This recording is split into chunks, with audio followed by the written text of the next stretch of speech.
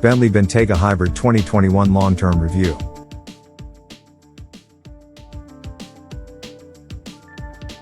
But before we start, please support us by pressing the like and subscribe buttons, so that we can continue to provide information about car and motorcycle news.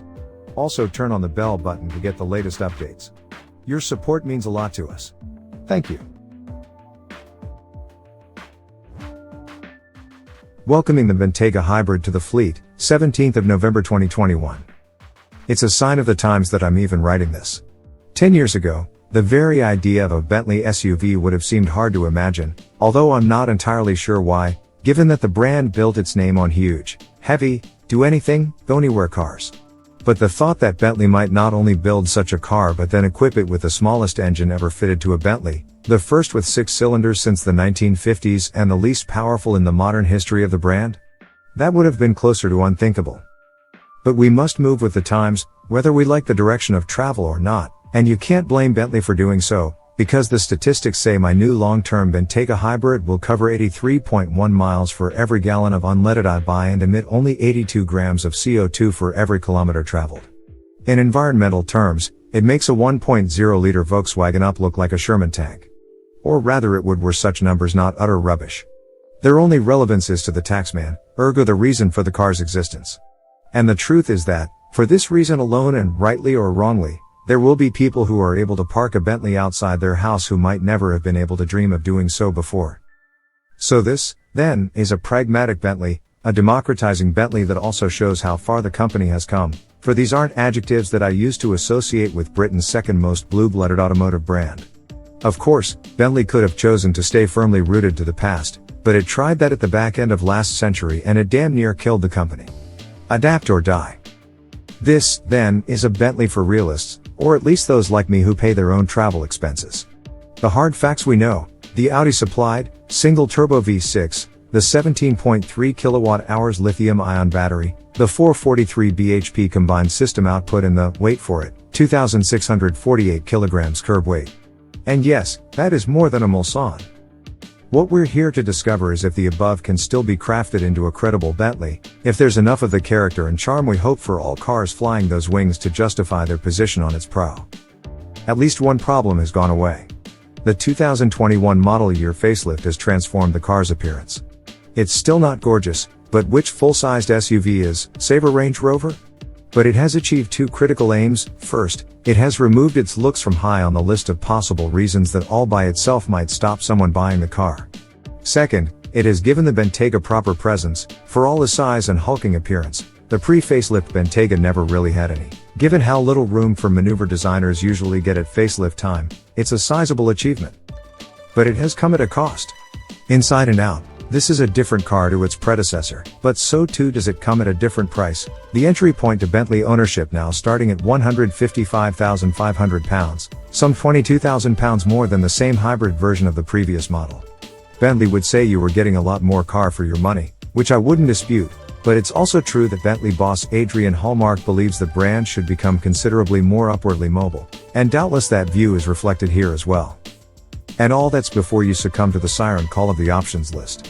I had some say over the color, and I think the Viridian green paint is as good as I've seen a Bentayga wear, but no choice whatsoever over the interior spec.